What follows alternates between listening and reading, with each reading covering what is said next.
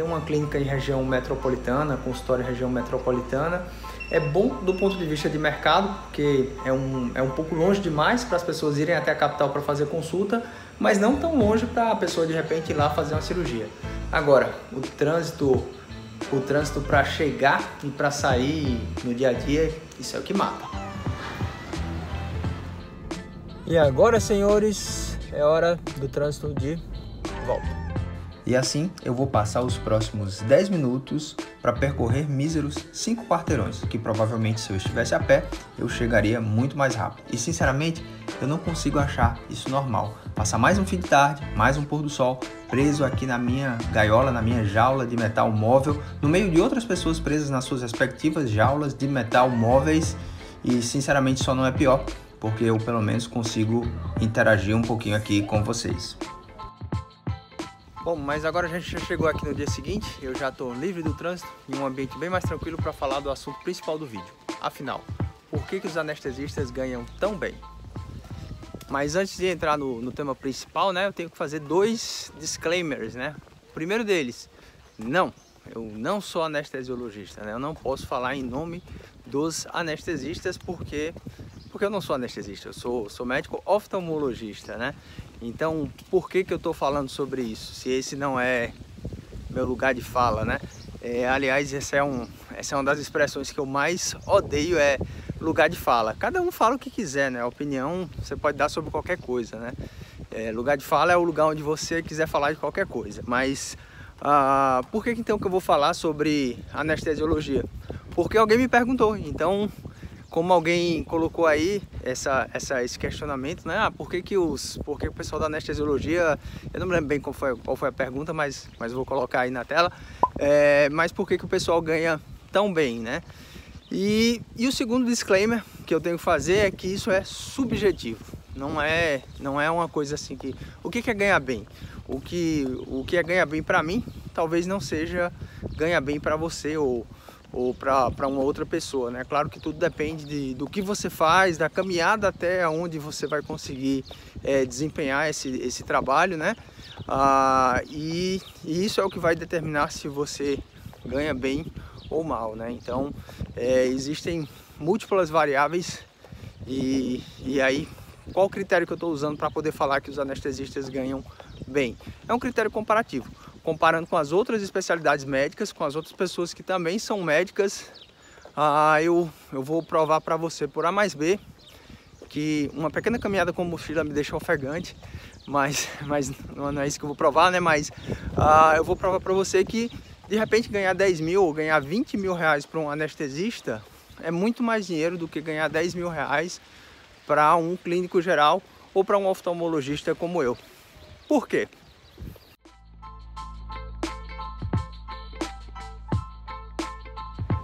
Mais um fim de tarde aqui e agora, depois de quase 10 dias de ter começado a falar sobre esse assunto, gravar esse vídeo, vamos ver se eu consigo terminar, né? Mas, enfim, por que os anestesistas eles ganham tão bem?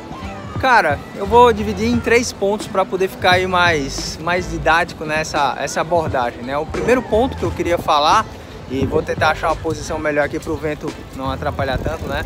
Mas o primeiro ponto que eu queria falar é que o modelo de negócios, modelo de remuneração da anestesiologia, ele é um modelo calcado ali, a base dele está num negócio de alto valor agregado, que são plantões e procedimentos, né? Então, você não vê, por exemplo, o anestesista, o anestesiologista, tendo como base a venda de coisas mais baratas, como, por exemplo, consulta médica, né? O ticket médio de uma consulta, por mais que você tente gourmetizar, né?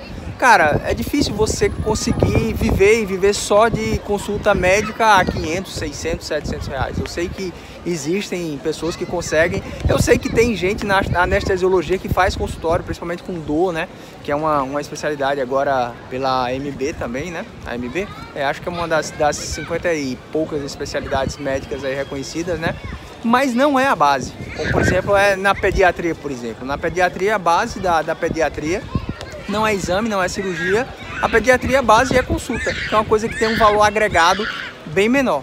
Na anestesiologia não acontece isso. A base da anestesiologia, a base de venda do anestesista é procedimento e plantão, que é uma coisa de alto valor agregado, e às vezes você consegue até juntar os dois. Tem muito anestesiologista, tem muito anestesista que ele dá plantão, ele recebe pelo plantão e ele recebe um valor ainda por cada procedimento, né? Isso aí é o melhor dos mundos, né? E aí você pode dizer, ah, cara, mas se o clínico quiser, ele também pode viver de plantão, né? Ele pode dar plantão de segunda a sexta. Poder pode, né, cara? Mas é virtualmente impossível, porque é muito mais desgastante você dar um plantão de clínica e atender lá, sei lá, trocentas pessoas, atender 50, 60 pessoas, do que você fazer um plantão como anestesista no hospital, né? E de repente trabalhar lá com sua equipe cirúrgica e de repente sair de lá depois de... Na oftalmologia pode acontecer de 10, 15 cirurgias, até mais, né? Mas via de regra não é assim, o cara faz 5 cirurgias e ele como diziam, eu cheguei a entrar e largar a anestesiologia, né? Por isso eu falo da anestesiologia às vezes, né? Mas um dos preceptores na época ele falava que o anestesiologista ele é o intensivista de um paciente só por um curto intervalo de tempo, né? Então ele é mais ou menos como, por exemplo, você dá um plantão de UTI, né? Um intensivista talvez não seja tão desgastante fisicamente, aí o cara consegue viver só de plantão e aguentar o rojão, né? Aguentar a pancada, né? Porque se o cara for depender de plantão, por exemplo, de atendimento de porta na pediatria ou na clínica médica, cara, o cara pode até conseguir fazer isso de segunda a sexta e fazer isso seu ganha-pão dele para poder ter um ticket médio mais alto para ganhar de plantão, mas desgasta muito. Ao passo que na anestesiologia, e aí fica até a dica aí, se você é um cara que tá preocupado com cifrão e nada de errado com isso, cara, o intensivista é um outro caminho para poder fazer isso. Você tem lugares que você ganha por procedimento, lá que você faz à beira do leito, e também por plantão de CTI, né? Então o primeiro fator, primeira coisa que leva o anestesiologista a ser bem remunerado, bem pago, a ganhar muito bem, é um modelo de negócio que eles têm, que é baseado aí de coisas de alto valor agregado, que é procedimentos e plantões.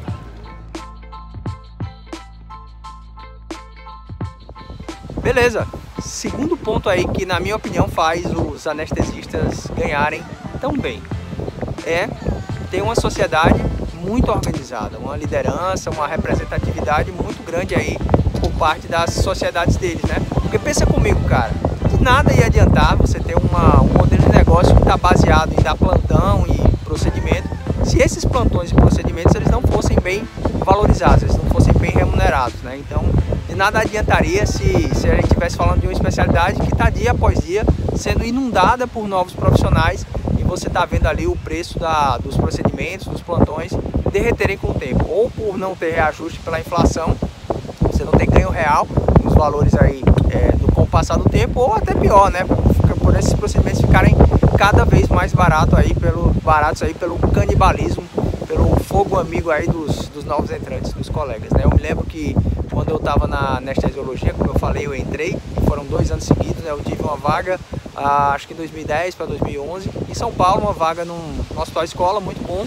Eu não cheguei aí, mas no ano seguinte eu me arrependi de ter largado, e aí entrei aqui em João Pessoa num serviço que é SBA, né? Então eu teria a possibilidade até de fazer a prova no final dessa residência e poder ter o título de anestesista pela SBA, né? Pela sociedade.